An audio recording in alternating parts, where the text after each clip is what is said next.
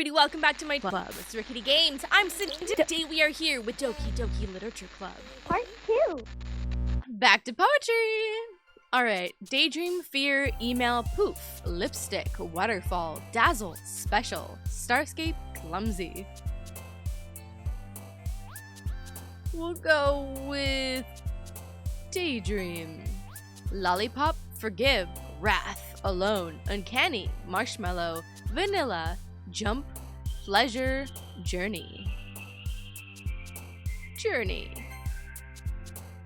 Ooh. Grief, mouse, valentine, dark, wonderful, loud, promise, broken, sensation, ocean. It's not a lake, it's an ocean. Can we go back to that? God damn. These are, alright. Wonderful. Passion, unending, frightening, bliss, twirl, spinning. These are the same. Heart, tenacious, meager, massacre. And this is how I feel right now. Twirl. Oh, okay. Extreme, jumpy, imagination, charm, whistle, empty, desire, hope, disown, pure. I just love that they throw these like random dark fucked up ones in here. Let's go with charm, excitement, graveyard, adventure, games, strawberry, death, strawberry death, bouncy, doki doki, tears, precious, games, lust, lust bunny. I'm just going loopy now. Friends, shame, flower, happiness, misfortune, silly, unrequited, comfort. Friends! I'm aiming for Sayori.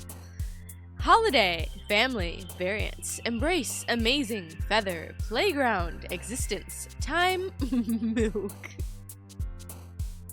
Why? You know what? Milk. Captive, prayer, explode, philosophy, essence, kiss, skirt, kitty, fickle, candy, kitty! There we go, we're going for some other people. Rose, marriage, cheer, bed, secretive, parfait. This is my secret treat. Despise, lazy, misery, incapable. Food. Melody, agonizing, shopping, joy, ribbon, extraordinary, pout, analysis, anime, intellectual. Melody. Oh, weird word. Alright. That's 3 in a row. Portrait. Question. Pink. Aura. Hop. Fireflies. Electricity. That's a new one. Calm. Smile. Vacation. Let's do electricity. Yeah. Sunny. Play. Papa. Vivid. Peaceful. Inferno. That's it right there. That's the definition of this game right here. Peaceful Inferno. Hurt. Vertigo, love, disarray. Let's do disarray. Why not? Hair, headphones, cheeks, awesome. Cheeks. Bubbles, giggle. Eternity, together. Whisper, pain.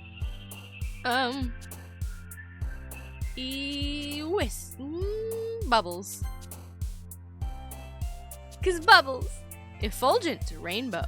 Determination, summer. Infinite, anger. Contamination, hopeless. Sticky, laugh. Let's go with laugh. Defeat, uncontrollable. Rain cloud. Clouds. Shiny, flying. Memories, ambient. Vitality, warm. Ambient's a new one, I think. Kawaii, scars. Vibrant, tragedy. After image, that's very Yuri. Suicide. Sunset, insight, dream, climax. Let's go kawaii. Okay. Nightgown, sparkle, party, peace, vivacious, flee, music, unstable, unrestrained, horror. I feel like all of these could just be band names. Unrestrained horror. Alright. Let's do unrestrained. We're going for Yuri. Fantasy, fester, romance, whirlwind, heartbeat, landscape, judgment, crimson, melancholy, boop, melancholy, boop, melancholy, treasure, cute, anxiety, atone, beauty, infallible, fireworks, disoriented, fluffy, fun, infallible. There you go. We're spreading the love evenly. Don't repeat that. Monika! Aw, man. I'm the last one here again. Don't worry, I just walked in too. Were you practicing piano again? Yeah. You must have a lot of determination. Starting this club and now picking up piano? Well, maybe not determination. But I guess passion. Remember that the club wouldn't be here if it wasn't for all of you. And I'm super happy you're all willing to help out for the festival, too. I can't wait for the festival. It's gonna be great. Weren't you complaining about it just yesterday, Natsuki? Well, yeah. I'm not talking about our part of the festival, but it's a whole day of school where we get to play and eat all kinds of delicious food. You sound a bit like Sayori all of a sudden. Monika, do they usually have fried squid? Squid? That's a pretty specific thing to look forward to. Oh, come on. Are you saying you don't like squid? You, of all people? I didn't say I don't like it. Besides, what do you mean by you, of all people? Because it's right in your name. Monika. That's not how you say my name at all. Also, that joke makes no sense in translation.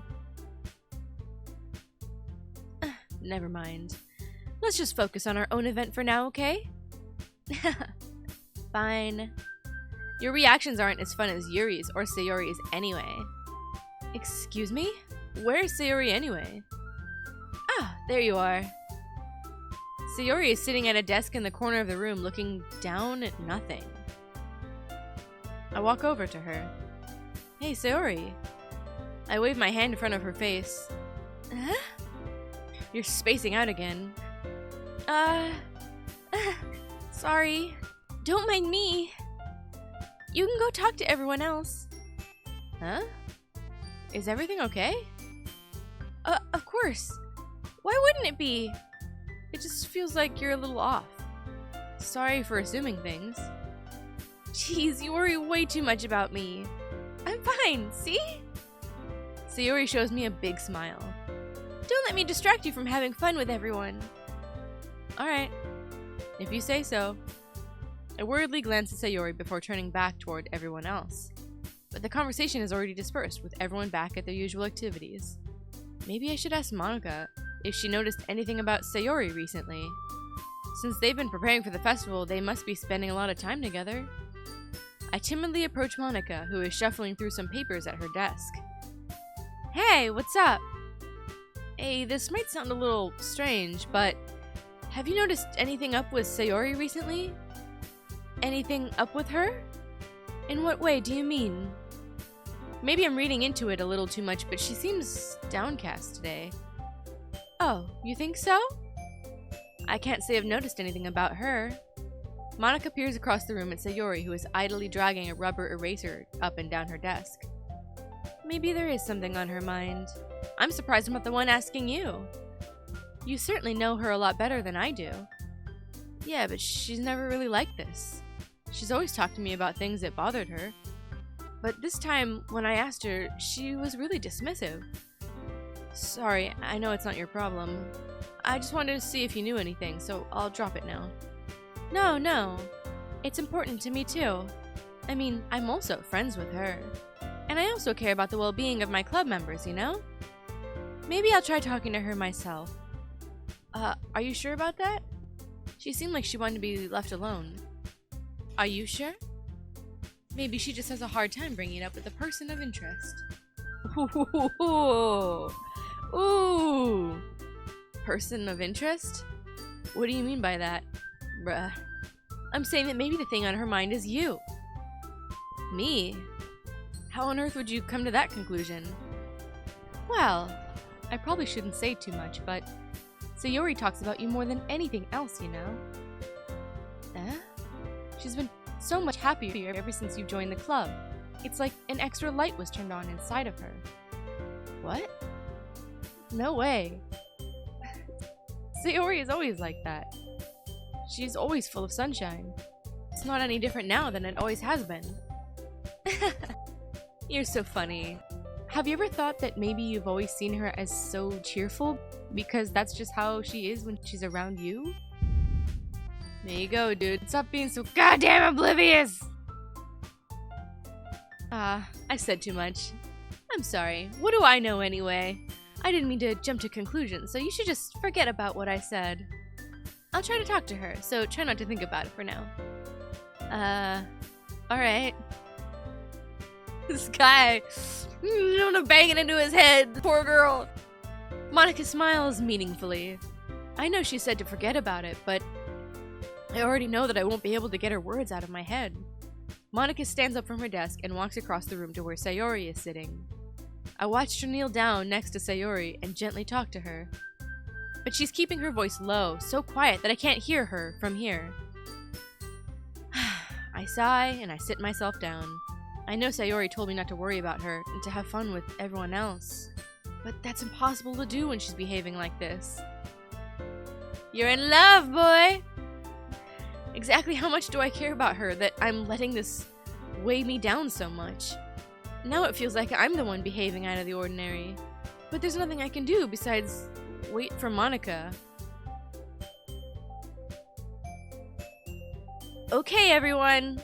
After some time passes, Monika calls out to the club room. Why don't we share some of our poems now? Before I know it, everything is back to normal. Everyone goes to retrieve their poems, and I do the same. I make eye contact with Monika, and she smiles at me. I wonder what she was talking about with Sayori. Who should I show my poem to first? Sayori, baby! Huh? It's nice, I guess. Come on, I can already tell you don't like it. Well, you don't need to worry about what I think. After all, you wrote this for someone else, didn't you? Probably Natsuki. I didn't write this for anyone specifically. Maybe that's not really what I meant, though. But it's okay. You're making new friends, just like I was hoping. That makes me really happy. And you're happy too, right? In this club? The fucking happy music needs to stop. Well, of course I am. Good! That's all that matters to me. Thank you. Sayori, is there something wrong? Huh? Oh, nothing. I'm just a little tired today. Alright. Just tell me if you need anything. I will. Don't worry about me, okay? You can go play with everyone else now. If you insist. Yay! I'm gonna go home a little bit early today. Sayori, tell Monika I wasn't feeling well, okay? I'll see you tomorrow. Before I can say anything else, she cheerfully walks out of the classroom, humming to herself. Go chase that fucking girl down the hallway, bro! What are you doing? If you care, you show up for that person. God damn! Alright. Poems! Happy! We just slap a smile on and call it a day. We talk about feelings, but not your deep feelings, so shove that shit somewhere else.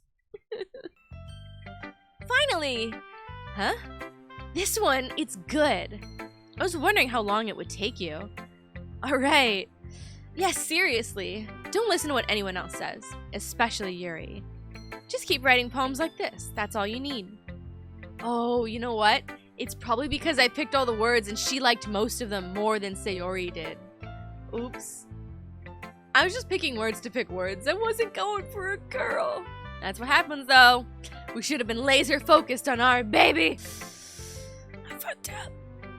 Are you sure that's not what you want? Excuse me? You're talking to a pro, you know. Don't you think you should trust my opinion the most? I guess that depends. Aren't you biased towards poems that are more simple and cute? Biased? Of course not. My opinion just happens to be the best. There's one thing I still can't tell. Is Natsuki actually self-aware of her spoiled behavior? At this rate, I don't know if I'll ever figure it out. Fair enough. I'm glad that you like my poem after all. I knew you'd finally understand. Just keep showing me your poems and you'll be a pro before you know it. Anyway, here's the one I wrote. Oh, quite long. I'll be your beach. Yeah, beach! Your mind is so full of troubles and fears that diminished your wonder over the years. But today I have a special place, a beach for us to go. A shore reaching beyond your sight, a sea that sparkles with brilliant light. The walls in your mind will melt away before the sunny glow.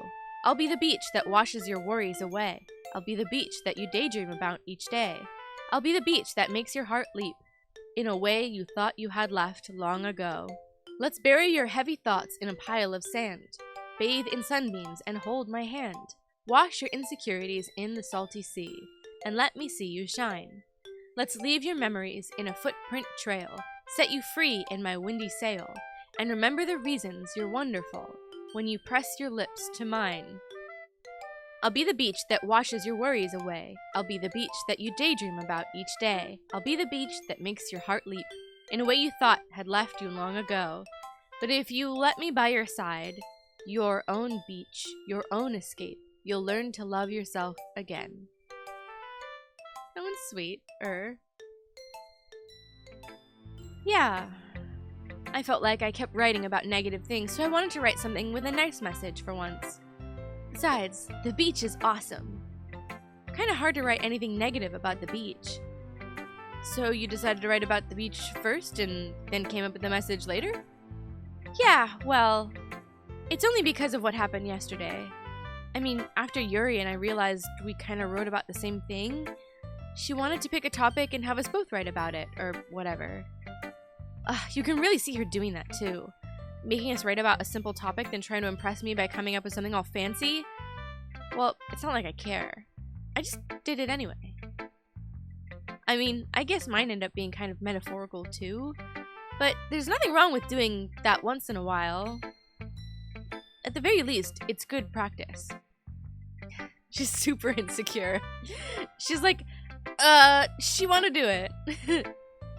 But I did it anyway, cause like whatever, right? Alright, Yuri, come on. Well done. You've definitely improved your writing over the course of these few days. Has my advice been helpful to you? Yeah, definitely. I'm glad. Sharing our writing like this, it's a lot more fun and rewarding than I anticipated. I need to remember to thank Monika. I think we all felt a little awkward at first, but now it seems like everyone is enjoying sharing their writing and seeing what others think. I guess I can't really disagree. I was afraid this whole thing would be a chore. But it's a great way for me to spend some personal time with all the girls in the club. But it's been fun getting to know everyone and their writing. And I guess doing some writing myself. Well, have you learned anything about yourself? Huh? Well, you know, I like to say that writing is a very personal way to get in touch with yourself. In the end, it doesn't matter if you're a good writer or a bad writer. And even my opinions are just opinions, you know? As always, I believe what's most important is exploring and discovering yourself. That's comforting. I love that it just goes like in one ear and out the fucking other. Like we're literally just here for boobs. Like it's slowly coming to us, but we're not really making effort to like get in there. It does come through a little bit. Like we're becoming a little bit more sensitive, a little bit more aware of like what's going on. And we are sensitive to like the way that they behave and their emotions and stuff. But we kind of split the difference between behaving like we're having a conversation and being engaged with the other person and then just being like, yeah, boobs. I'm kind of afraid of disappointing you in some way or another. Huh? Why me? Well, you're always so sophisticated with your writing and have the most advice to share. Is that so? Yuri thinks for a good minute. That must be terrible. Huh? For me to have become someone whose opinion is fearsome. God damn. How unlikable of me. Yuri, it's not as bad as you're making it sound in your head. I just meant that I respect your opinion. Come on, girl, get some...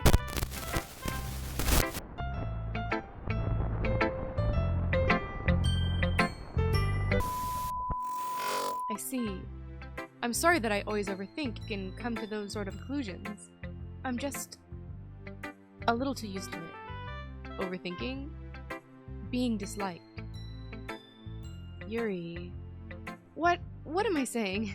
I'm sorry, I didn't mean to bring that up. Let's move on. Alright.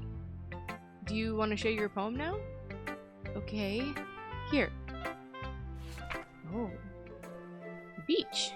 A mural millions of years in the making, where the womb of the earth chastically meets the surface. Under a clear blue sky, an expanse of bliss. But beneath the gray, rolling clouds, an endless enigma. The easiest world to get lost in. It is the one where everything can be found. One can only build a sandcastle where the sand is wet. But where the sand is wet, the tide comes.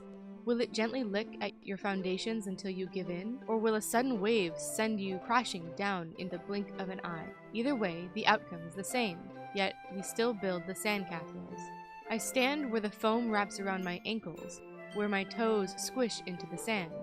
The salty air is therapeutic. The breeze is gentle, yet powerful. I sink my toes into the ultimate boundary line, tempted by the foaming tendrils. Turn back, and I abandon my peace to erode at the shore. Drift forward, and I return to earth forevermore. Oh, that's dark as fuck! I'm aware that the beach is kind of an inane thing to write about, but I did my best to take a metaphorical approach to it. Yeah, Natsuki already told me about it. She did? She didn't say anything weird, did she? She just wanted us to write about the same topic again. I suppose better to compare the differences in our writing styles or thought processes. Anyway, it was her idea. Knowing her, it's no surprise that she'd want to do something like that. It's the exact same thing that she said.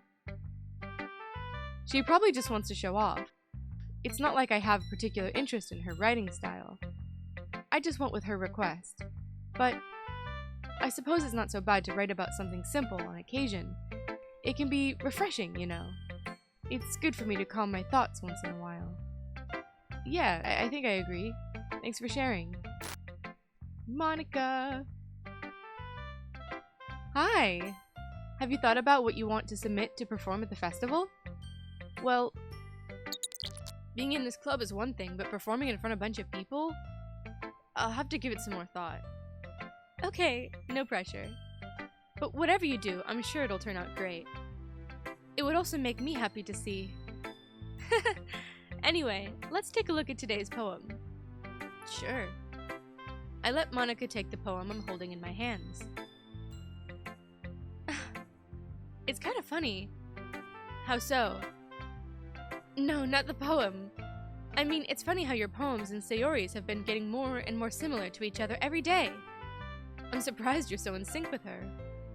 Then again, you've been spending a lot of time together lately, haven't you? I guess you could say that. Although we kind of grew up as best friends, I haven't been seeing as much of her this past year. But since I joined the club, we've been spending a lot of time together again. I see. That reminds me about how Sayori's been a little bit off today. Did she tell you something? Well, you haven't been flirting with her, have you? Of course not. I've been treating her like I always do.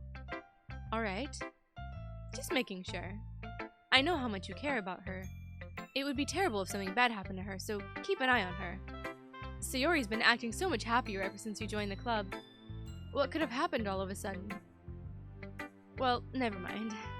This really isn't the time to be talking about this. Anyway, I'll share my poem with you now, alright? Alright. The Lady Who Knows Everything. An old tale tells of a lady who wanders Earth. The lady who knows everything. A beautiful lady who has found every answer, all meaning, all purpose, all that was ever sought. And here I am, a feather, lost adrift the sky, victim of the currents of the wind. Day after day I search, with little hope, knowing legends don't exist.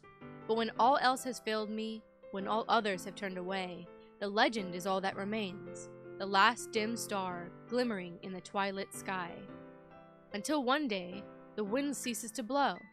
I fall, and I fall and fall and fall even more, gentle as a feather, a dry quill, expressionless.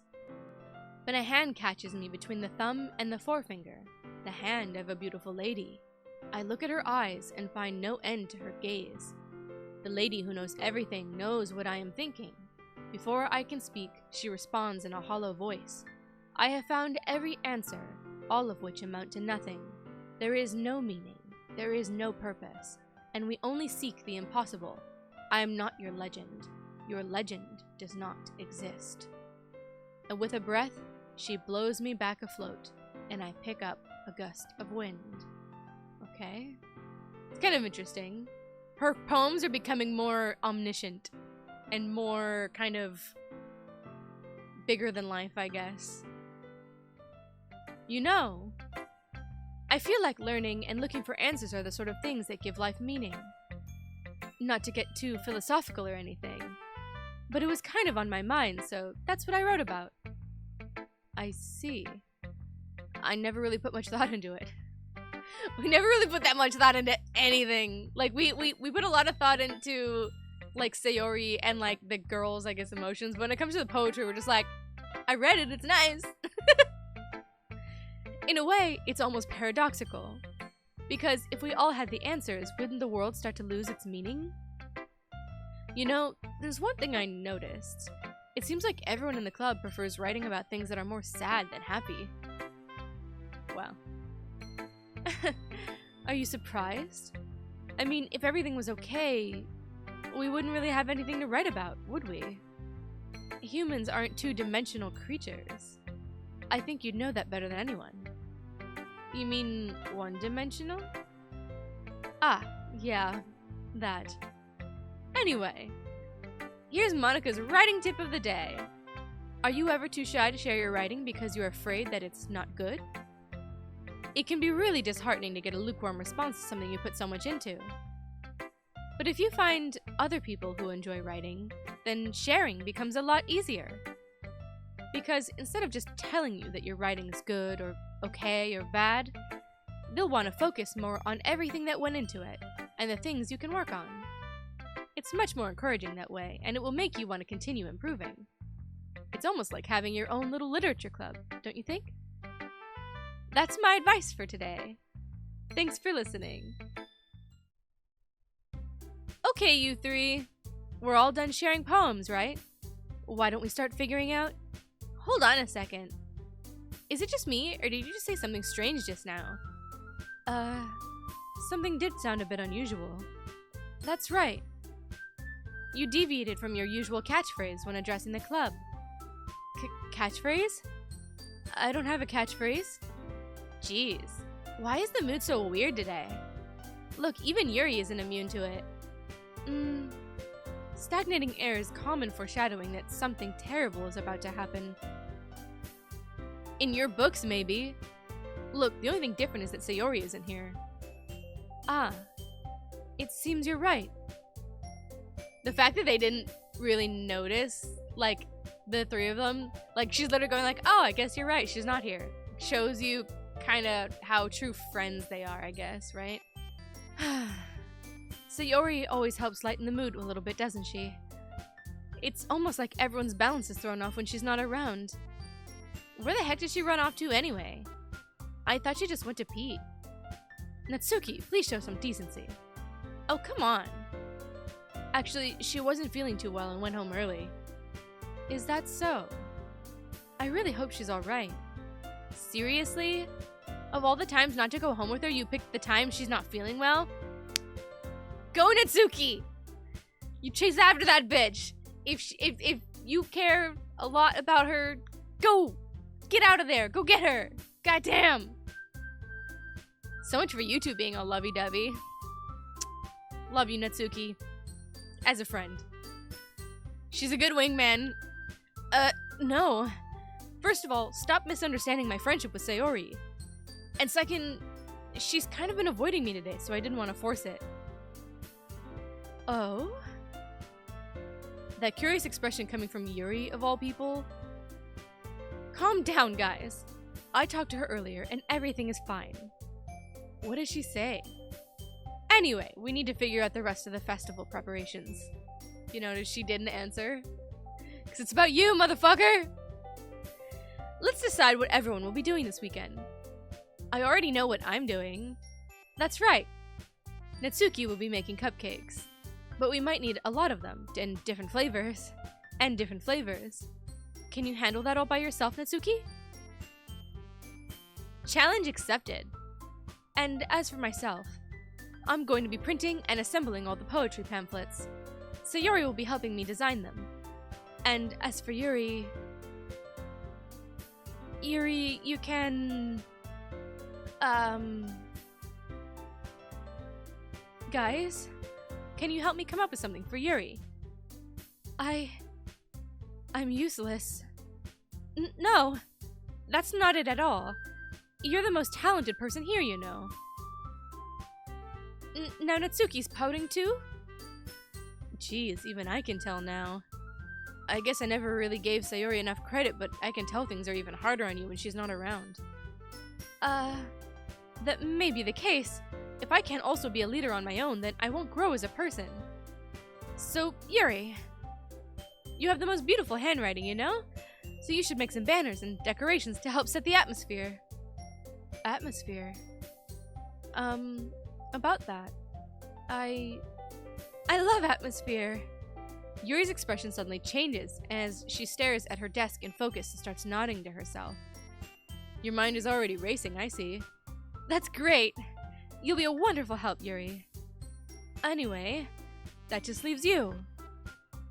The one who's truly useless. Don't say that.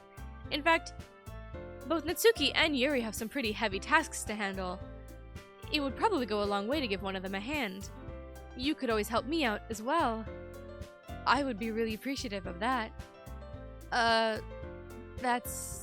Is Monika suggesting that I spend the weekend with one of my club members? How on earth are they going to respond to a suggestion like that?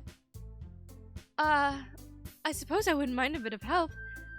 Well, even if you don't know how to bake, there's always some dirty work I could give you. It's not like Monika's going to give me a choice, and you shouldn't be sitting on your butt anyway. Natsuki tries to mumble a bunch of excuses like that. If I recall, Natsuki, you mentioned that you would like to handle the baking on your own. Rickety may not like to be around if you only make him out to be a nuisance. So therefore, he may be more suited to assisting with the decorations. Hold on, I never said that. How hard could it be to make a few decorations anyway? Sounds more like you're just making excuses for Rickety to... What are you saying? It will be extremely meticulous work, and baking isn't? Just what do you think? Guys, let's settle down for a moment. In the end, I think it's up to Rickety to decide how he'd like to contribute. Besides, he hasn't really gotten the chance to spend any time with me yet, you know? So I'm sure he's interested in... You literally just said... I'm surprised as well. Sorry. I was just saying, though. Jeez, can we just settle this already? Yeah. Rickety, you're okay with this, right? In the end, it's up to you. Of course. Very well. In that case, everyone looks straight at me. But of course, I'm going to go with, you just know that either of them are gonna be mad. Like, no matter which one you choose, they're gonna be, like, royally pissed. Because it's about so much more than just the decorations, right? It's almost like you're picking the person rather than the activity to do. Because, yes, it's about the club, but it's also totally not about the club. We should take care. We should stay faithful. I mean, our bestie. I mean, if it's gonna be anyone, then I prefer helping Sayori. I mean, we're already neighbors, and... But Monika said that Sayori was helping her. Jeez, do you really hate us that much? No. Sorry, I didn't mean for this to be difficult. I mean, Natsuki is, like, the best friend. She's a good wingman, and she definitely gives our ass back to us, which we need. But she's not exactly gonna be, like, a fun person to hang out with, I think. We're definitely closer to Yuri, I think, and she's far more interesting anyway. So, Yuri, if we get the choice. Well, I'll probably be most useful helping out Yuri. Me? Are you serious? Why would you... Natsuki, I can already tell you're about to say something mean. No, I was just saying... Ugh. So you'll be helping Yuri then? Yeah, that's what I'm going to do. I'm glad. I have a bad habit of overthinking these sorts of things, so I think your assistance will be very useful. That's great to hear. Natsuki, will you be able to handle the baking all by yourself? I mean, yeah. I already said I would be fine. Okay. Everyone can tell that Natsuki is feeling a little sour. So, is that everything we needed to go over? Yeah, that should be about it. Are you guys excited? Well, excited may not be the right word, but I suppose I'm looking forward to it a little bit. Do you feel the same way? Me? I guess you could say I'm interested to see how it'll turn out. That's good enough for me. What about you, Natsuki? Natsuki? What? Why is everyone yelling at me? I didn't even do anything. No, that's not what I meant at all. Yuri anxiously glances between everyone in the room. I'm sorry for this. I don't really know why Rickety picked me. And also, your cupcakes are the best cupcakes I've ever had. They go really well with my tea. And nothing I do for the event will compare to that, so... Yeah, I get it. I'm kind of surprised, though. Why? Well, I'm the one acting immature. I already know that. But you're trying to cheer me up all of a sudden. I know I'm not very good at it. I'm sorry if I said something bad. Natsuki isn't the only one surprised. Monika and I are also taken aback by Yuri's words. When she already has trouble with words, trying to cheer someone up must be far out of her own comfort zone.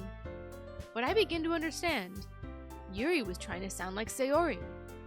Even if it didn't work out perfect, I can tell that she tried to say something that Sayori would say at a time like this. Because Sayori always helps everyone smile and feel good about themselves. No, I kind of appreciated it. I'm sorry for making a big deal out of nothing. But I'm gonna say this. You better bet that my cupcakes are gonna be the best part of the whole event. I believe you. Yeah, I hope to see everyone do their best. And with that, there's nothing more for today. So I guess it's time for us to head out. Alright, let's get out of here then. Everyone packs up their things. I start to follow Monika and Natsuki out of the door as they chat between each other. I turn around. Sorry, I realize that I don't have any way of contacting you this weekend. Oh, you're right. I can't believe that slipped my mind. Should I give you my phone number? I think that would be the best way, yes. Alright then. Yuri and I exchange phone numbers. Okay. Then I'll be stopping by your house on Sunday. Huh? My house? Is that a problem? Not at all. I just thought that I would be the one going to your house, since I'm the one helping you. I suppose that makes sense. But if you don't mind, I think I would prefer going to your house. Alright. In that case, it won't be a problem. I decide not to press Yuri for a reason. It's not like it should matter either way, so I'll just need to make sure that my room is clean.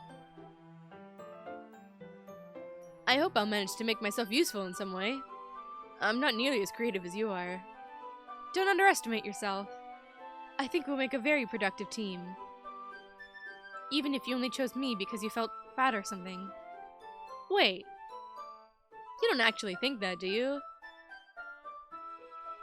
I don't know. It's difficult to come up with any other reason you may have chosen me. You're forgetting the one reason with the most common sense.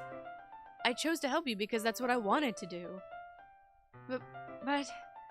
Yuri thinks to herself with an extremely tense expression. Yuri, you're overthinking this. You wanted me to point out when you're overthinking, right? I didn't realize. I'm telling you, I want to. That's all there is to it. Do you believe me? Yuri thinks really hard again. She looks straight into my eyes for a long while. I believe you. As if it took her tremendous effort, Yuri finally says that and relaxes her expression. And I'm really looking forward to Sunday. Yeah, I am too.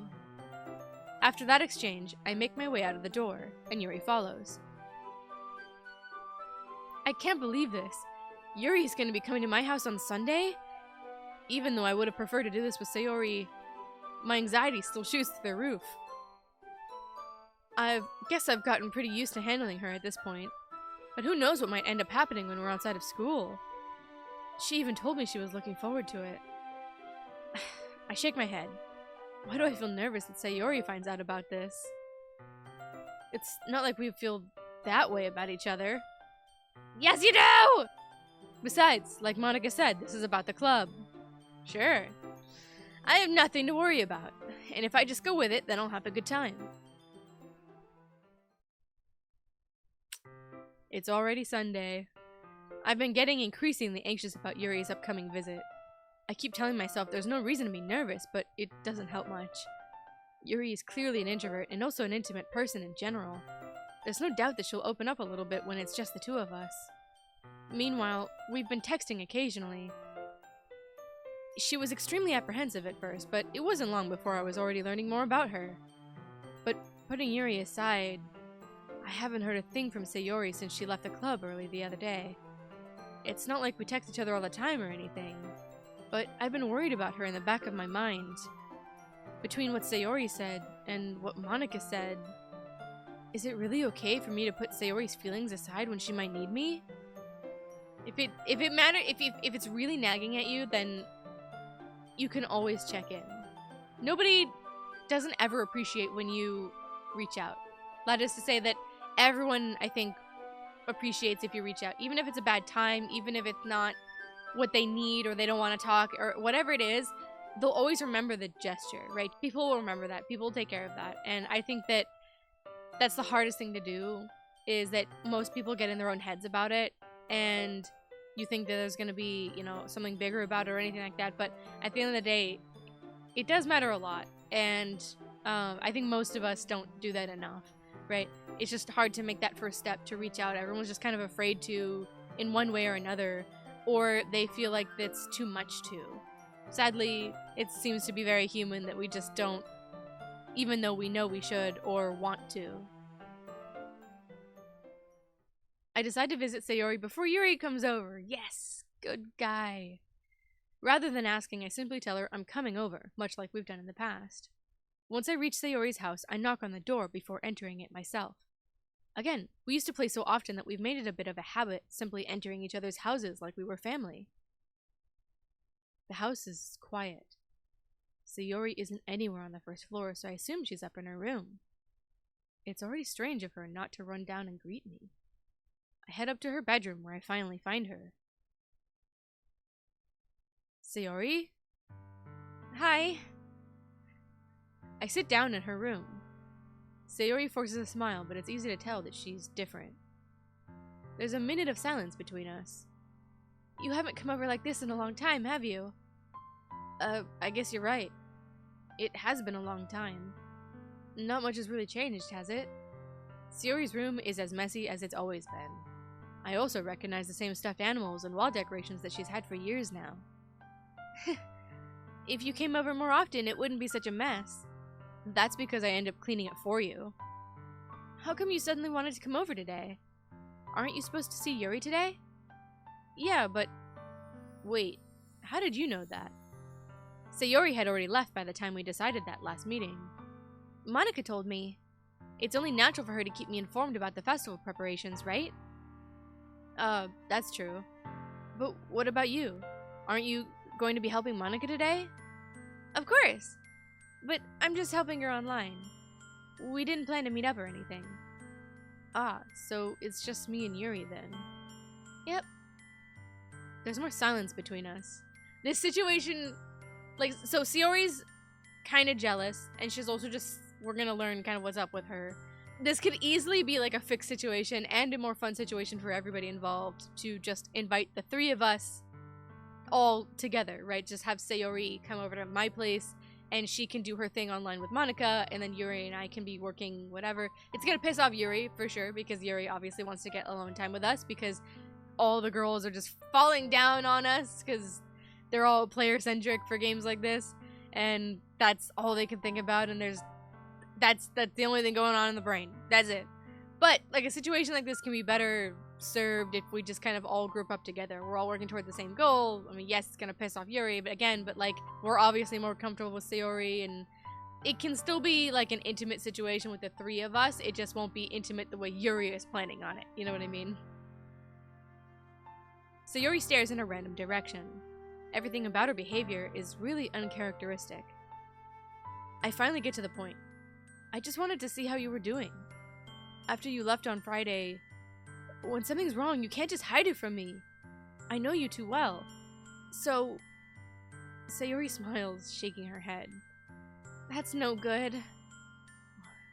Why can't it just be like it's always been? This is all my fault. If I didn't get so weak and accidentally express my feelings, if I didn't make that stupid mistake, then you wouldn't have been so worried about me at all. You wouldn't have come here. You wouldn't have even been thinking about me right now. But this is just my punishment, isn't it? I'm getting punished for being so selfish. Ugh, this poor girl. I think that's why the world decided to have you come over today. It just wants to torture me. Sayori? I grab Sayori by the shoulders. What on earth are you saying? Are you listening to yourself right now? I know something happened to you. There's no other explanation for you to be like this. So tell me already. Until I know, I won't be able to stop thinking about it. Sayori gives me an empty smile. You really put me in a trap. But you're wrong. Nothing happened to me. I've always been like this. You're just seeing it for the first time. Seeing what? What are you even talking about, Sayori? You're really just gonna make me say it, aren't you? I guess I have no choice this time. The thing is, I've had really bad depression my whole life. Did you know that? Why do you think I'm so late to school every day? Because most days I can't even find a reason to get out of bed. What reason is there to do anything when I fully know how worthless I am? Why go to school? Why eat? Why make friends? Why make other people put their energy and caring to waste by having them spend it on me? That's what it feels like. And that's why I just want to make everyone happy. Without anyone worrying about me. So sad! Oh, this poor girl. And the fact that we haven't noticed it, right? She's done a good job of masking, right? Just pretending to be kind of happy and just putting on a happy face to kind of get through the day. But things are really hard for her to do that. It's hard. You can't hide from yourself, right? And when you're in that deep of a depression and you have these waves where you can't really get out of it, you kind of generally feel stuck. And we've seen this being foreshadowed in her poetry, right? Up until now, we've seen how she feels about her feelings and herself, right? She feels guilty that people care about her, but she also feels sad that people don't care about her because they don't know, right? And that's a big part of this scenario. But like the jars poem that she wrote, where she says, my head is like a cookie jar, I'm trying to give out jars of happiness to my friends, but they all keep breaking at my feet, right? She doesn't have any more happiness to give, and she doesn't know how to fix it, right? Everything is just shattering around her, and she's just trying to kind of make it through the day. We're gonna learn more about the situation, but our character has either been kind of oblivious to it, or we haven't seen her enough to like see the real full version of her. I mean, I think we've seen the real version of her, but just like a fuller picture of her, right? Because we don't see her 24/7. So when she comes back to her room, when she comes back to her house, right, she can unload and take off the mask that she's wearing for the day, right? Sayori's got this bubbly, giggly, invincible kind of presence, right? But it's masking this really dark, heavy depression that she has. And a lot of people go through that, right? You know, comedians are probably the most famous example of that. A lot of them use humor and laughter as a way to mask the pain, to heal the pain, to get through it. I think a lot of us do that, and not just comedians, but like people, they're just a famous example of it, right? That how can somebody so happy and bubbly and big, like, you know, be so unhappy at the end of the day? And the truth is that it's like a shield, right? You know, a lot of people put on an outward, you know, kind of stronger persona in order for other people not to realize how fucked up they feel or how fucked up they think they are. And the thing is that everyone does that, and while people know that, you just don't really feel it when you're talking with other people. So you tend to just see everybody being okay, especially on social media, things like that, all the happy highlights of everyone's life. And then you go home, or you're in your own head and you're thinking that, well, everyone around you is seemingly okay and you're not. And you don't want to ruin the mood. You don't want to be a Debbie Downer, so you just kind of hide, you know? And that's kind of what Sayori has been experiencing. Our character is hearing that for the first time. She's having to explain that this is how she is, and that her bubbly persona is her, but oftentimes, especially ever since she got into high school, it's been more of a mask than her real personality, and she's trying to let him know that. I'm in shock. I can't even figure out how to respond. How is it possible that Sayori has kept this from me the entire time I've known her? Did she really want so badly for me to just not think about her? Why, Sayori? Why is it that you've never told me about this? It almost feels like I've been betrayed as your close friend. Because if I knew, I would have done everything I could to support you. Even if there's only so much that I could do. I would have tried a little bit harder to make every day a little better for you. That's why I'm your friend. All you had to do was tell me. But that's the hardest thing. Just sideline. That's the hardest thing. Is that when you're trapped in your own head, and we're gonna learn more about how she feels kind of guilty for her feelings, it's hard to do that. Because part of you wants to deal with it by yourself, and part of you wants to be alone when you're going through depression, or when you're not feeling up to whatever else is happening in the world. A lot of times it just feels better to be alone. But other times you want to reach out, but you don't know how people are gonna react. You also don't know what it's gonna do. And for someone like Sayori, when you care a lot about other people and you just kind of want things to be okay for them, you start to feel like a burden on other people. Like if you're that downtrodden, and the more frequent it happens, the more you feel it's pretty futile to try and feel better. And this is, we're gonna learn more about her, and I can elaborate on it then, but essentially when you're in this cycle of depression and you feel like you can never really be happy, that like there is no light at the end of the tunnel, you kind of feel like, what's the point? And you don't want people wasting their affection on you when there is no way that you can be better, quote unquote. And the thing is that when you're that deep in depression, you've had it for so many years, and it's a chronic thing. Everybody gets depressed, everybody gets these moments, but when you've been in it for so long, it just consumes you, and the more times it happens, the worse it gets, because everything else feels so fleeting, because this is the familiar feeling, the thing that you can never escape from. And when you get in that mindset, it becomes a burden to you, and you don't want that to be, you don't want to give that to others, if that makes sense. That's all your mind telling you those things, and it's yourself telling you those things. And I'm no psychologist, I'm no doctor, I'm none of that. So take whatever this is with a grain of salt. So I found that that's the thing that you don't want to do the most, right? Reaching out to somebody or getting out is the hardest thing to do. It's the thing you should do the most. Sometimes you know that when you're in a spell. Getting out of bed, you know, go take a shower, getting something to eat. Those are the things that are like the hardest things to do. Like when you're like down and you don't want to get up and you don't really have like the will to do anything else, and it's just too hard to even like do anything basic in life, you have to find a way to break the cycle. I find that like going out and just like enjoying something else out of your room, out of your house, like just going out is like helps break the cycle, because it's too hard, because like everything at that point is like so heavy and it's such a weight and it's really difficult to do. Like it's like a physical weight, like you just feel like it's futile. It's too hard to wash the dishes, it's too hard to wash the clothes, it's too hard to get out of bed. Like I've been there and like the only thing I could do was like feed my cat, because I wasn't gonna let my pet suffer. And I know it's far easier said than done, but breaking the cycle in any way gives you a little bit of that encouragement to take a breath, right? And to like physically breathe fresh air. And when you come back in from that, you have a little bit more energy to do something.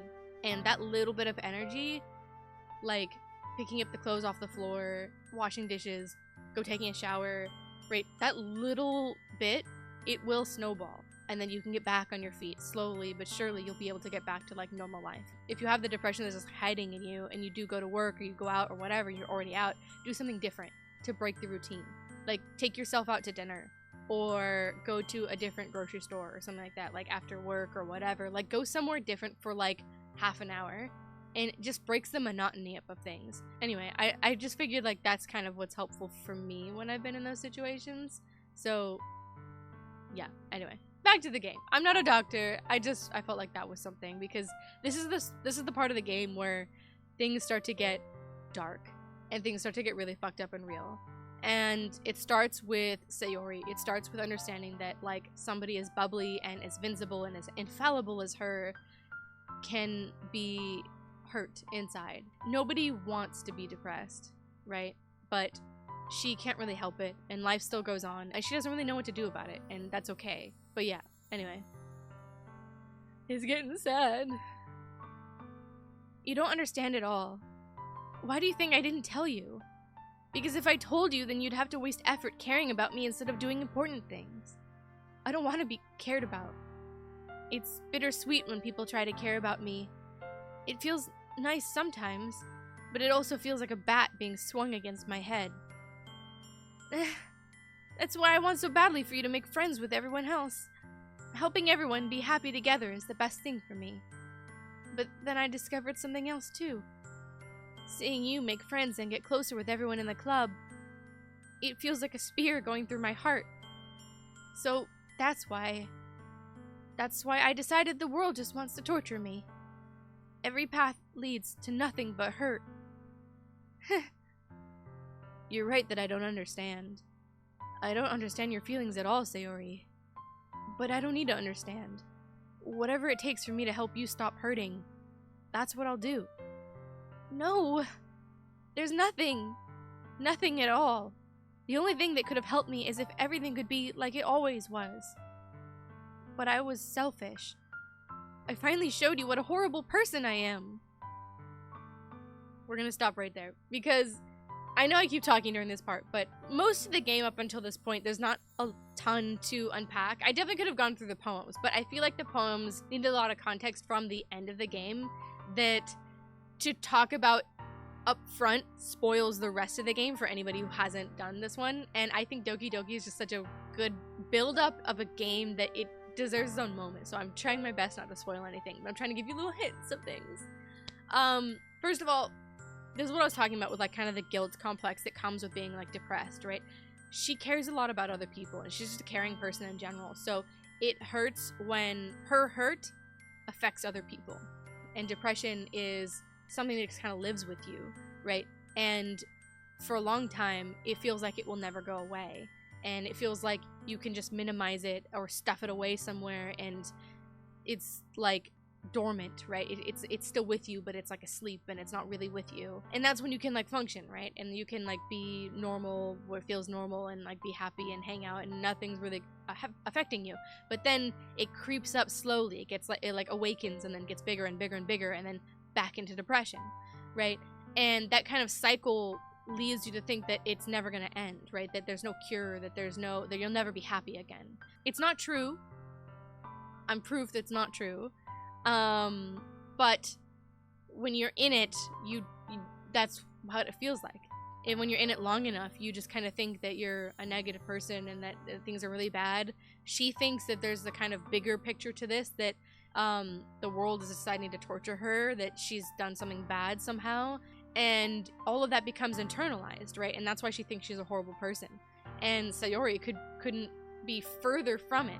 No, none of these girls, nobody in this game, nobody that's like a bad person. Well, I'll refrain. From what we know of, nobody's a bad person here. They're just dealing with emotions that they don't understand, and they're dealing with growing up and adolescence and teenage years and all of that jazz, right? She's so used to giving and putting out for others and always putting others before herself that if anyone pays attention to her, it feels selfish. And I've been there too, and it's a really hard thing to change that mindset. You always think like, I'll be, good, I'll be polite, I'll be better, or I'll get, attention or affection from other people if I am helpful to them. And a lot of times you genuinely do want to help them. Like, you just have a helpful personality. Like, I care about other people, I want them to do well, but you do have to care about yourself. And Sayori hasn't gotten to that point where she knows how to take care of herself and it not feel selfish. And it's a hard barrier to jump on, but you need to. You have needs, it's okay. And it's not a bad thing. But yeah, poor Sayori. We've gotten to the depressing part of the game. Tears streaked down Sayori's face. I made you join the literature club because I was selfish. And I was punished by my heart hurting in a way that I couldn't understand.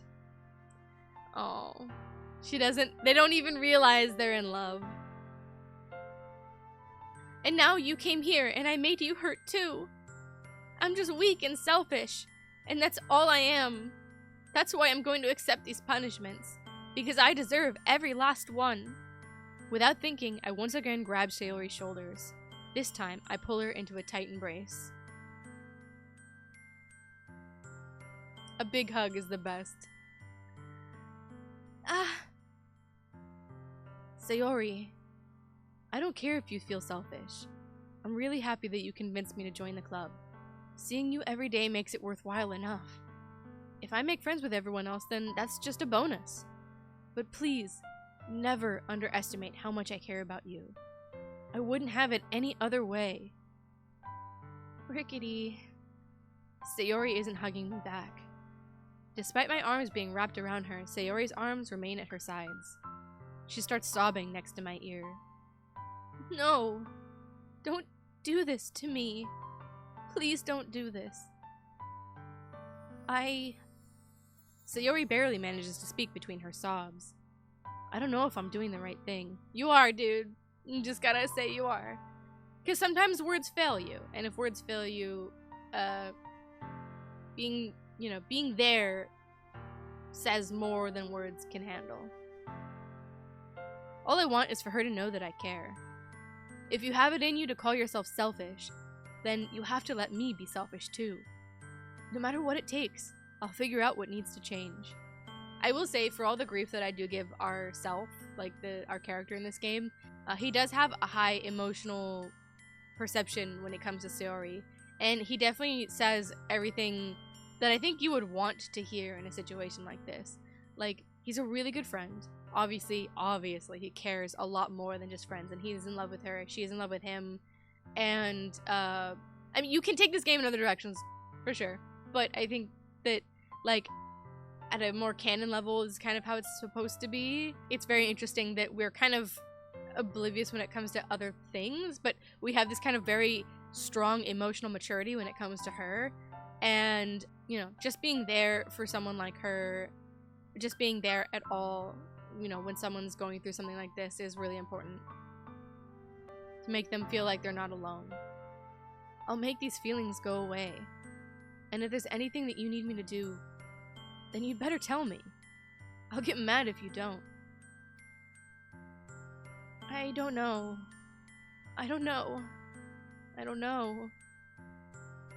Gently, Sayori finally puts her arms around me in return.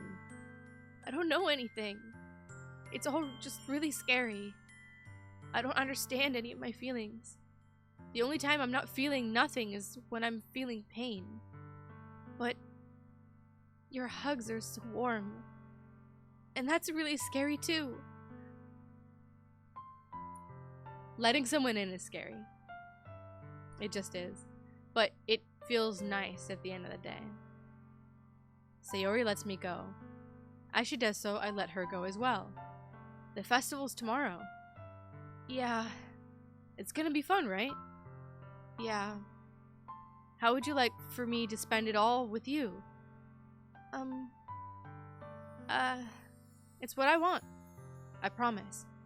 I think that would be nice, then? Yeah. Sayori wipes her eyes. If I could spend the whole day here, I would. Just do it! Oh! Tell Yuri to fuck off. Just cancel. Just be like, sorry, bitch, can't come to the phone right now. Like, screw Yuri. We've met her for like 4 days. Like, be here with her. If that's what you want to do and you think that's what you should do, then do it. Of all days, this has to be the one where I have other plans. Maybe I should cancel. Yes, yes.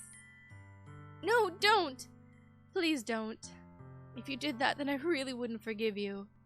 But it's almost time for Yuri to meet me at my house. At the very least, do you want to come along and help out? It would be fun. To my surprise, Sayori shakes her head. I'm sorry. I don't know if that would be very good for me today. You understand, right? It's kind of hard for me to fully understand, but I'm trying my hardest. It's okay. Don't worry too much about it. I'll see you tomorrow, okay? Alright. The other thing is, like, as much as I would want the three of them, and I think it is a good idea, because it drags her out of the house, right? It gets us together, it breaks the monotony of just being here and trying not to exist. There does come a point where, you know, you're not ready to see other people, right? She's close to our character, and so, you know, for him to come over and see her like this, like, it's not comfortable, but it's okay because of how close they are. She's not very close with Yuri, right? So it's, you know, exhausting to put on a mask and put on a face and go outside and pretend to be okay and things like that, and she probably doesn't have the energy to do that right now. That's okay too. I'll look forward to it. I say goodbye to Sayori and exit her house. On the way home, I find myself still feeling uneasy, but it's hard for me to keep thinking about it when Yuri's about to come over too. I think Sayori is right. I shouldn't be worrying too much, and we're definitely gonna have a great time tomorrow. I should just focus on what's ahead of me. As I approach my house, I see something that makes me feel a moment of panic. Yuri? Thank goodness. You're a little bit early.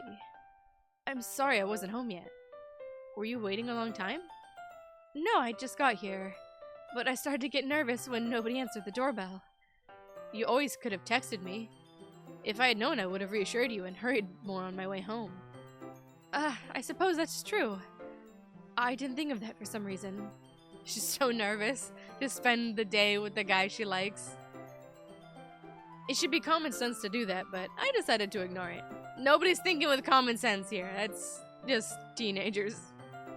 Anyway, let's go inside. I see you brought a lot of stuff with you. That's right. And did you manage to find everything I asked you to buy as well? Yeah, pretty much. At least I hope I got everything right. I'm sure it will be fine. I take Yuri to my room. The first thing she does is glance around curiously, which makes me feel anxious. It's so clean. I cleaned it before you came over, so that's very considerate of you to do. No, I would be really embarrassed for you to see my room a mess while you were here. Well, I do enjoy cleaning. I would have gladly helped you clean. That would be even more embarrassing. Wait, don't look in there. I snatched Yuri's wrist, which was in the process of opening a desk drawer of mine. I'm so sorry. I wasn't thinking for some reason. I was just spacing out. It's fine. I let go of Yuri's wrist. She puts both of her hands firmly in her lap, as if making sure she's keeping track of them. So, should we get started? Yes. I have a few things planned that you can help with. Decorations and other atmospheric enhancements. Atmospheric enhancements? You know, mood lighting, aromatherapy candles. Oh, wow. I didn't know you planned on taking it that far. Of course. I want to help take our guests to a faraway place. Although many will stop by just out of curiosity. And for cupcakes, I guess. I'm determined to provide an experience that will leave them wanting more. That's great. It's easy to forget that you're a pretty intense person. Intense? I guess that's the best way to put it. Is that a bad thing? No, not at all. It's just something I like about you, actually. Is that so? That makes me feel relieved. And kind of happy. Yeah, no need to be so anxious. You can relax a little. Relax. I brought some things for relaxation. I was going to use them during the poetry event. Oh yeah? Like what? Let's see. Yuri rummages through her bag. She pulls out a few candles and a wooden cylinder-shaped object. I did some shopping on the way here, so I happen to have these in my bag. I plan to cover the windows in black paper and use the candles to light the room. I think that would be amazing, don't you? Yeah, that would be really neat. What's that wooden thing, though? Oh, this? It's a diffuser for essential oils. How familiar are you with aromatherapy? Not familiar at all. Is that so? It's one of my favorite contributors to a positive environment. Depending on the oils or herbs you choose, you can change the mood of the air itself. You can even feel it permeate through your body. Relaxation, positive energy, romance, reflection. It's almost like magic. Yuri takes the cylinder and pushes a switch on the bottom. In just a moment, a thin ray of vapor begins to spout through a small hole on the top. Wow, that smells wonderful. What kind of mood is that one for? This is a jasmine essential oil. It smells a little sweet and flowery, right? Yeah, that's a good way to describe it. I chose jasmine for the event because it provides more than relaxation. Jasmine enhances your emotions and helps you feel them flow through your body. You feel warmer and your heart pounds more heavily. Don't you think that would be perfect for sharing our poems? It does sound suitable, but you seem to know a lot about this, so I'll trust your opinion with anything.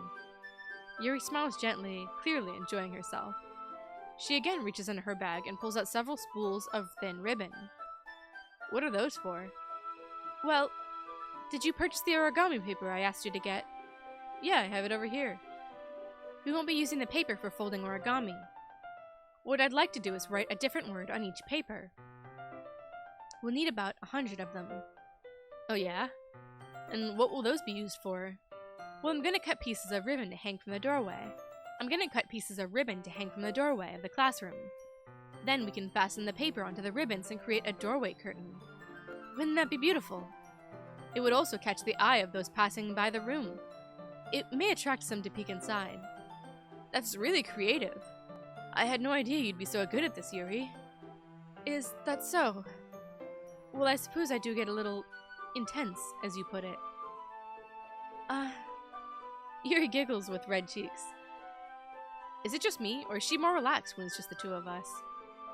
Or maybe it's the excitement she feels from sharing something that she enjoys. Here's a marker. You can write any characters you want. I'll help you once I finish cutting the ribbons. Alright. Sitting on the floor together, the two of us get to work. I carefully draw a different character on each paper, doing my best to manage my bad handwriting. Yuri unravels a long strand of red ribbon to her desired length. Then she reaches into her bag once more and pulls out a pocket knife. The knife is strangely beautiful. The silver handle has an intricate pattern of waves etched into it. The blade itself is gently tinted blue. That's no ordinary pocket knife. It looks really fancy. Well, embarrassed, Yuri looks away. What is it? You're gonna think it's weird. Yuri, whatever it is, I have no reason to judge. To each their own, you know? If you promise you won't be weirded out. I promise. Alright. The thing is, I'm kind of into knives. They're just so pretty. I can't help it. I don't know what it is.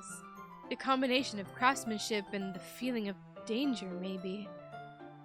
What am I saying? Please don't think I'm weird for this.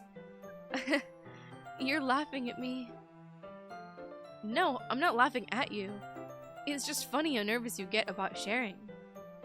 Well, it's an interesting thing to be into, I guess. But I think it kind of suits you. Suits me? Yeah, it's kind of intense. Besides, it's a cool-looking knife. I can't deny that. It is, isn't it? Yuri relaxes her expression once again. Would you like to hold it? Sure, I'll check it out. Yuri carefully hands me the knife with the handle facing me. I take it and I turn it around in my hands. It feels heavy and extremely solid. Where do you even get a knife like this? Curious of its sharpness, I feel the point of the knife with my index finger. Ow! Rickety! Why did you do that? I didn't expect it to be that sharp. I barely touched it at all. It's my fault. I should have warned you. This knife is extremely sharp. It can cut through skin like it's paper. Oh no. A small drop of blood trickles down the side of my finger. Yuri takes my hand and gives the wound a closer look.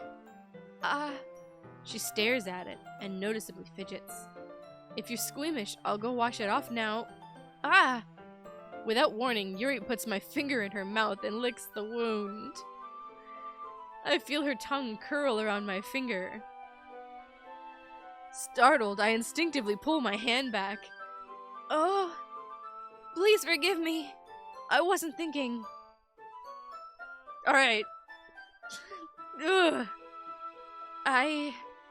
Yuri lowers her head, her face burning up. Yuri, that was the most embarrassing thing I've ever done. How could I do something like that? I'm sorry. Sure, it was a little weird. A little? It was a bit weird, and it took me by surprise, but I guess she was trying to help, right? It's not venom, right? You know, we're like... Yuri, I think you're overreacting a little. I think we're underreacting a little, to be honest. If someone I didn't know took my cut finger and stuck it in their mouth and started... I don't know that I'd be like, it's okay, chill, you know what I mean? Like, She doesn't lift her head. What if she doesn't recover from this for the rest of the afternoon? That's his thought. Alright, you know what? This might be a stupid thing to do, but I do it anyway. I take Yuri's head and lick her index finger in return. Oh god! It feels more like middle school boy thing to think of, not high school boy thing to think of, but I don't know who thinks, you know what, let me do it back to you and it'll be less weird. Rickety, did you just do that? Now we're even. True. Yuri just looks at me like I did something wrong. I knew that would be a bad idea. If not for the sweet aroma of jasmine oil, the air would be extremely heavy right now. You're so weird. Yuri giggles shyly. Oh? You're calling me weird? I have no response to that. Where do you keep your bandages? I don't think I need one, actually. It was a tiny cut. And you sucked all the blood out of it anyway, you vamp. Look, it already stopped bleeding. I see. That's relieving. Even the word "that's relieving" or "I am relieved" is just weird in a sentence to me. The tension quickly lifted. We resume our respective activities. I watch Yuri's knife cut through the ribbon like it's nothing but air. Meanwhile, I continue to make progress on the paper. After we finish attaching the paper to the ribbons, we lay them all out side by side. It looks better than I expected and will be very effective as a door curtain. It looks great. Good thinking coming up with this, Yuri. Thanks. It's just something I saw online, really. Are you ready to move on to the next task? Yeah, let's do it. What do you have in mind? I'd like to create a banner. That's why I asked you to buy the paint tablets. Ah, that's right. One of the items that Yuri had asked me to buy was a kit of watercolor paint tablets. We'll need about 6 cups of water to put each of the tablets in. Do you mind fetching those for us? Of course not. 6 cups of water. I'll be right back in a minute. Thank you very much. Oh, and just a little bit of water is okay. If you fill the cups too much, it will be too diluted. Taking Yuri's advice, I decided to use small plastic bathroom cups rather than full-size glasses. I put them on a plate to catch any paint that drips, and then bring it back to my room. Yuri? Yes? I come in to see Yuri quickly unrolling her sleeve and pulling it over her arm. Nothing. Your face is a little bit red. Is it too hot in here or anything? No, not at all. There's nothing wrong, so let's mix the paint. Yuri hurriedly dismisses me and takes it upon herself to unwrap the tablets, dropping them into the cups. So, I thought we would do something simple that would look very nice. I'd like to paint a gradient across the banner, starting with the colors for a sunrise, then daytime, then sunset, and nighttime. Once it dries, I'll write an inspirational quote across the banner. We can hang it on the wall behind the podium at the front of the classroom. Neat. What are you gonna write?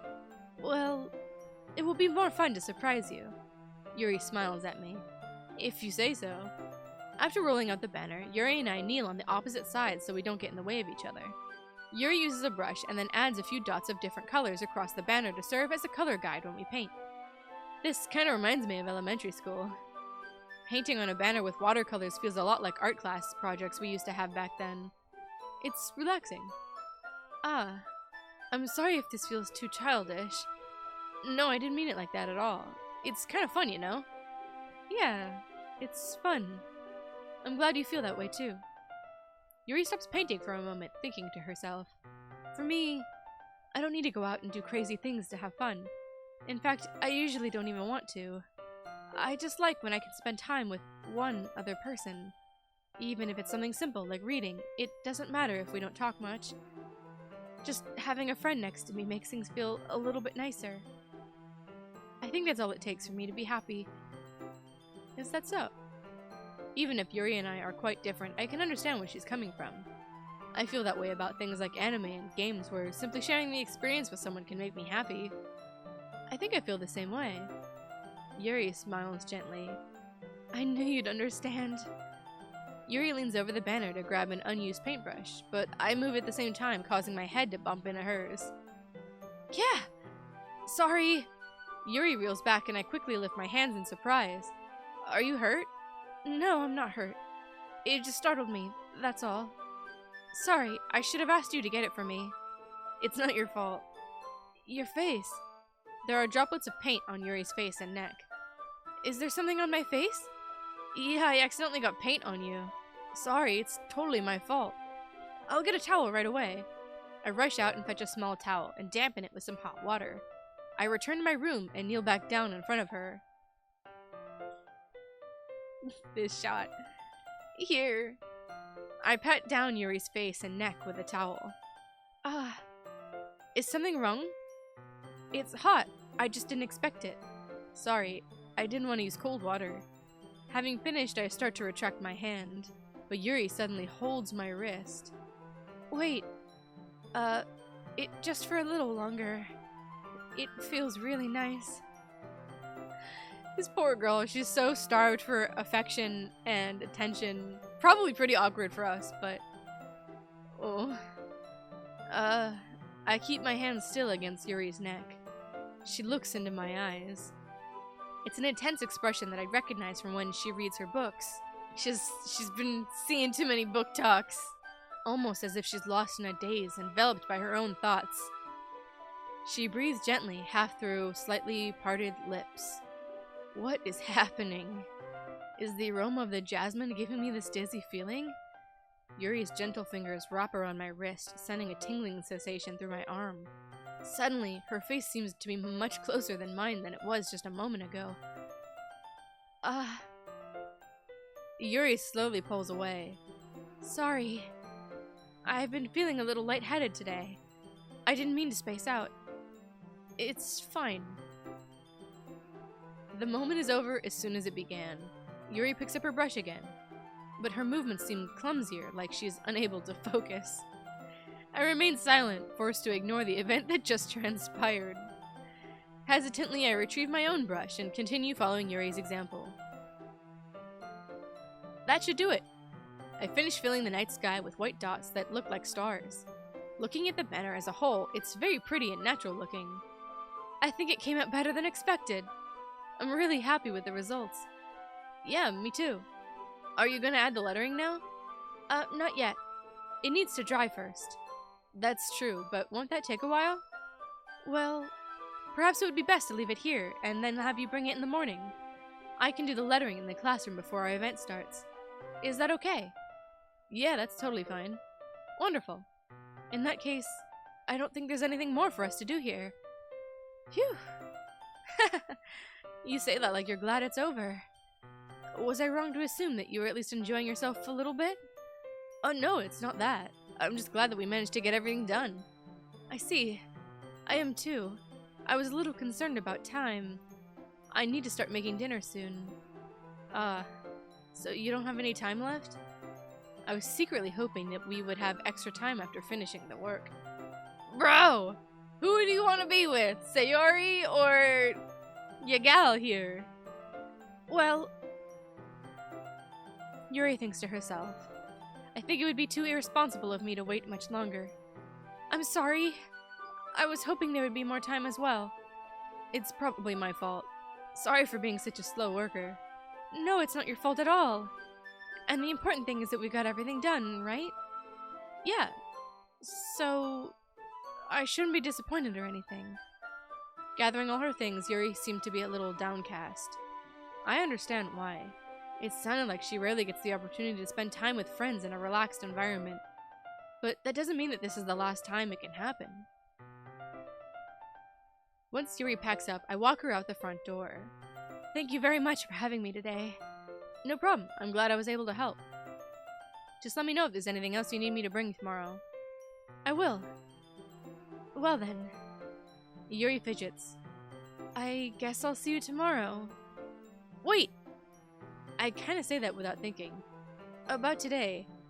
It's fine that we didn't have as much time as we wanted. Because we can do this again. Whenever you want. You can come over. Or we can go out somewhere. Oh, I forgot you didn't like going out much. As I stumble over my words, Yuri simply smiles bashfully. Anyway, you know what I'm trying to say, so you're very thoughtful. Yuri takes a step closer to me and then briefly squeezes my hand. I kinda like that about you. Well, how am I supposed to respond to that?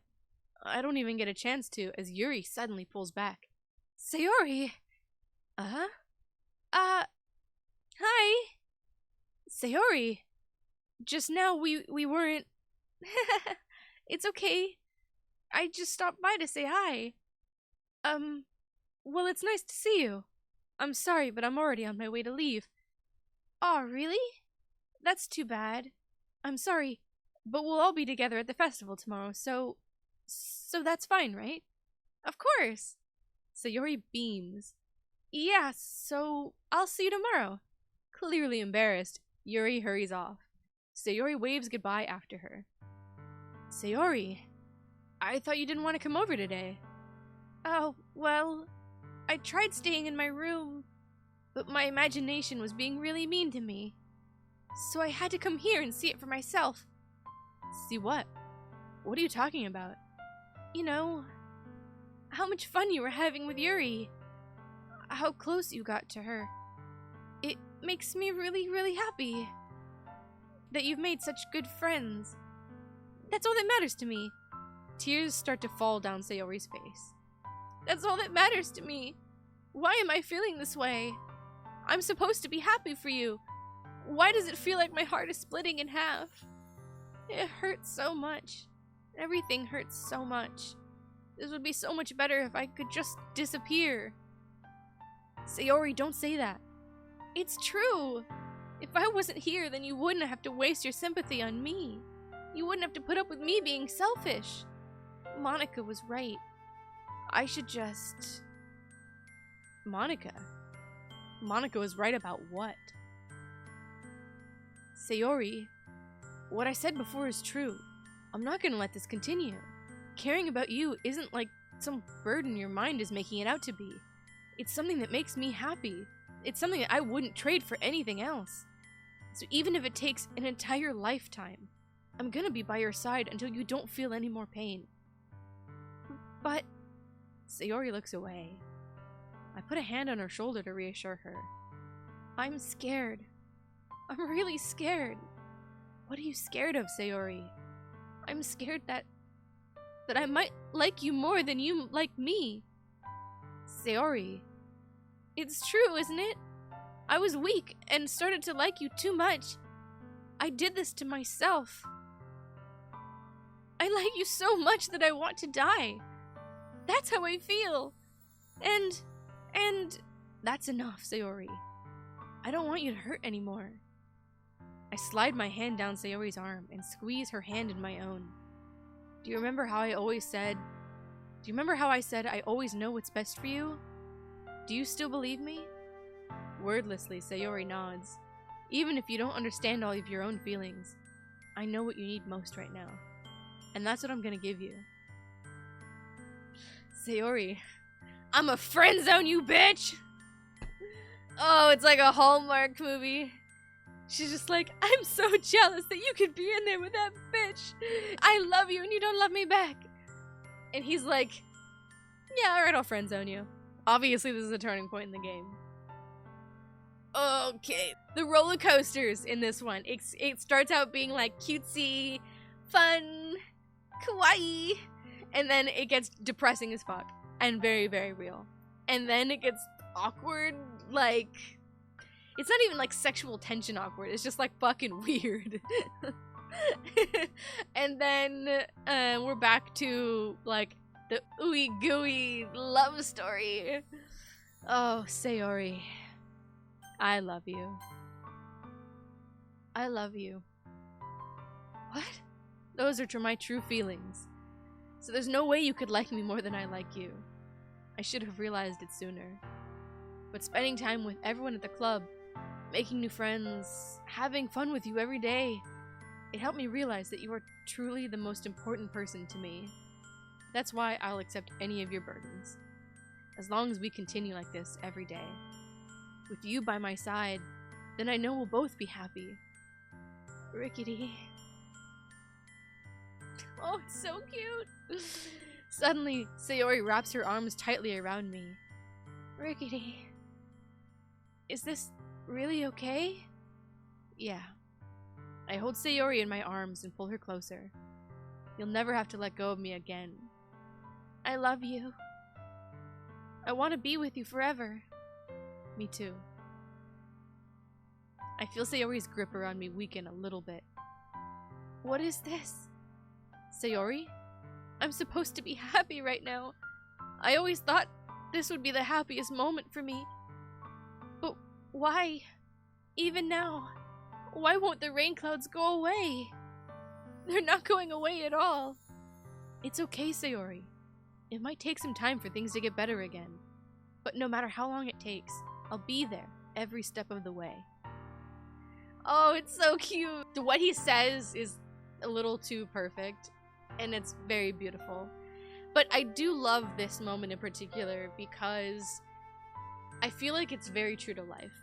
If you're depressed and you're not feeling well, you know, that stuff doesn't switch off like a light. And it takes a long time for things to break down and for things to come back up or whatever. Even though this is the happiest moment for her, it should be the happiest moment for her, and she is happy to have him, right? And they do have this moment, and it's been building, right? I mean, we've been watching it the whole game building up to this moment, right? I absolutely love that she says that she's still not okay, right? Despite this being really what she wanted, right? And, you know, what she's been thinking about so often, what she's been honestly torn about, right? And Monika hinted at that, right? You know, you see in movies a lot of times, you know, somebody's having like the worst moment ever, and then suddenly just everything's okay because the characters get together at the end and sunshine and we walk away, the sunset at the end of the game. You know, like, I just love that it takes the complicated nature of emotions and it doesn't shy away from them.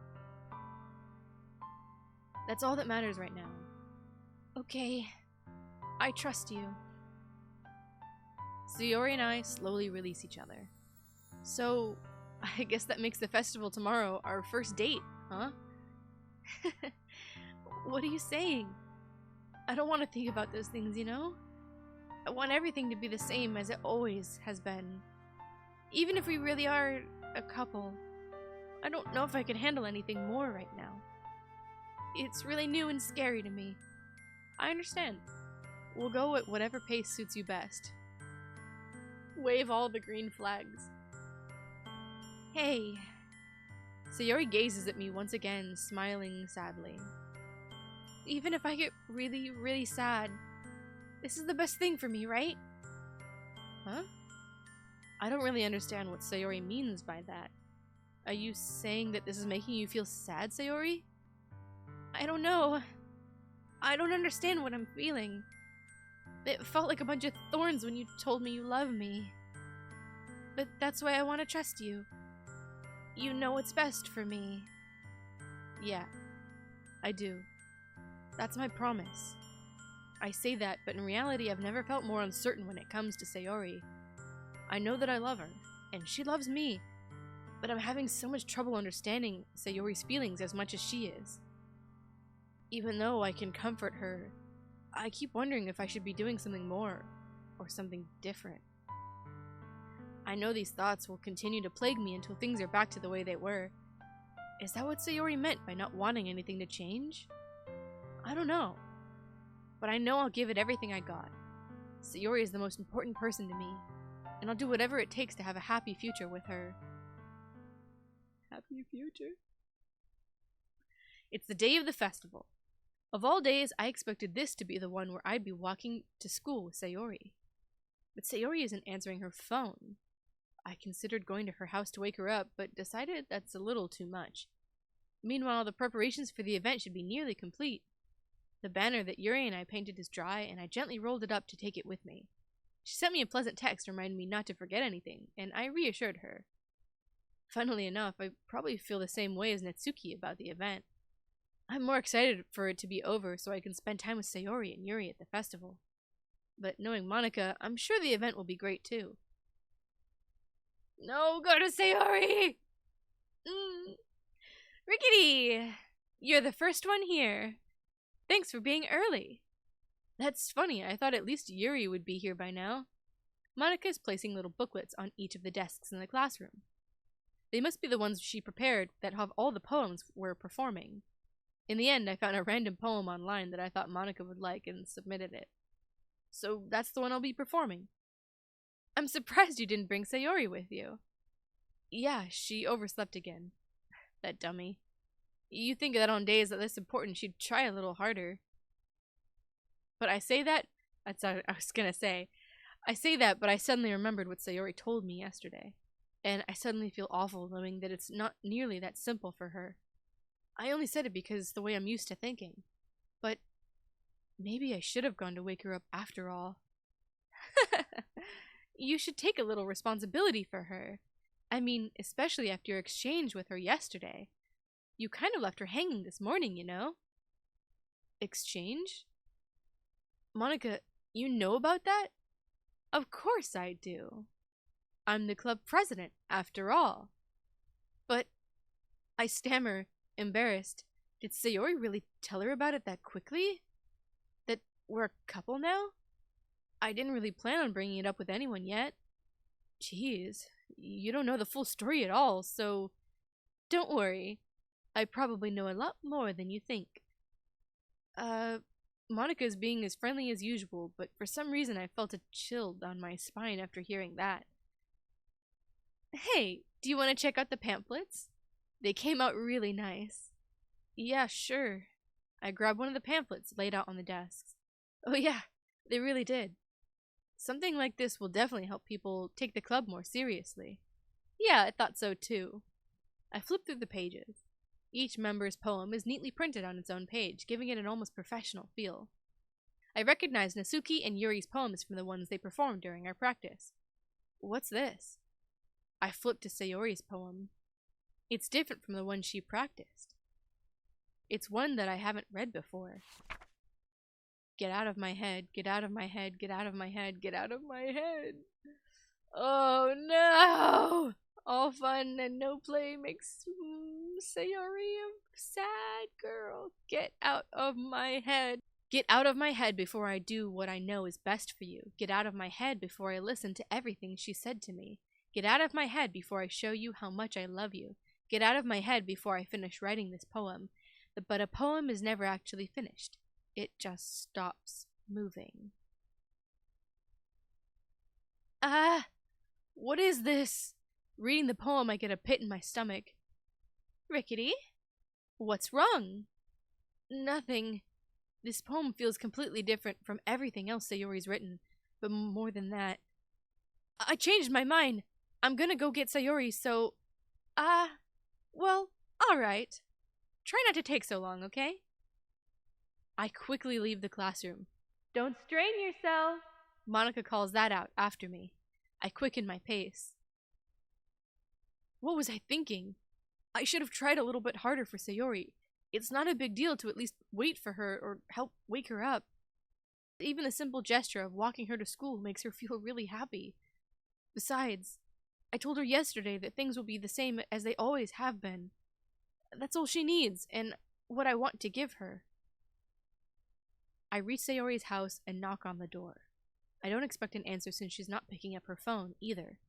Like yesterday, I open the door and let myself in. Sayori? She really is a heavy sleeper. I swallow. I can't believe I ended up doing this after all. Waking her up in her own house. That really is something that a boyfriend would do, isn't it? In any case, it just feels right. Outside of Sayori's room, I knock on her door. Sayori? Wake up, dummy! There's no response. I really didn't want to have to enter her room like this. Isn't it kind of a breach of privacy? But she really leaves me no choice. I gently open the door.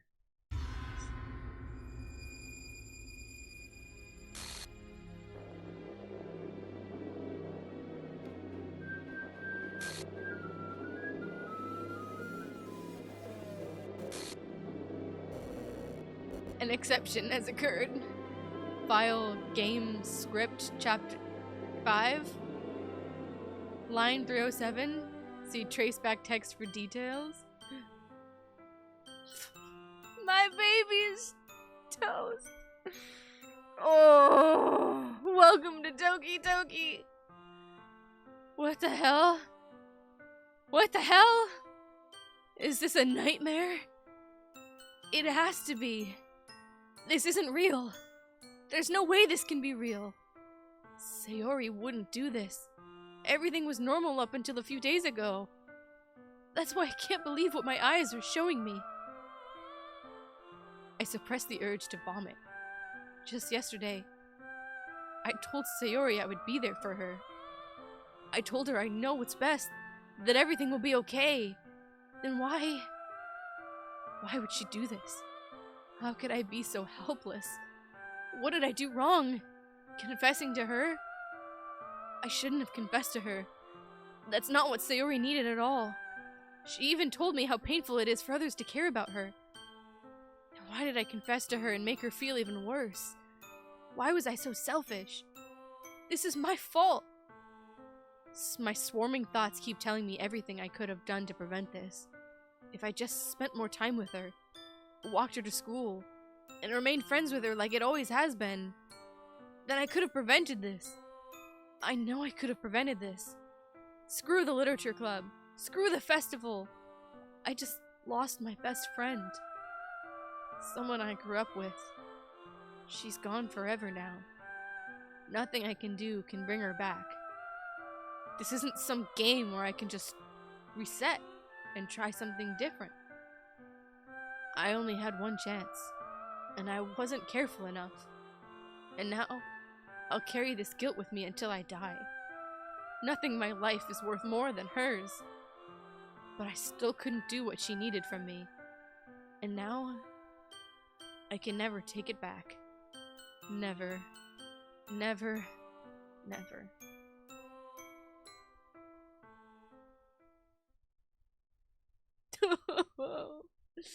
One of them endings. Oh, it's fucked! Something's not quite right. Her character's been deleted. And what's this? What's this shit going on here? Oh! We reached the end. That's it! Clearly not. Clearly there's something more. But I think this is a good place to leave it. We'll do this in 3 parts. I know I said 2, but it's long. It's very long. And there's so much to digest in this one. Particularly whatever the fuck is going on here. Something's definitely happening. Seems like Monika knows a little bit more than she should. Shit's getting meta as well. Oh, what's gonna happen now when we restart our whatever that is? Shit has hit the fan. And this is exactly what everybody is talking about. You now know, for those of you that don't know, you now know that Doki Doki Literature Club takes you on the roller coaster of emotions. It starts out being cutesy and sickening with its cringeworthy factor, and then it quickly gets really fucking sad and depressing, and then it just turns utterly devastating.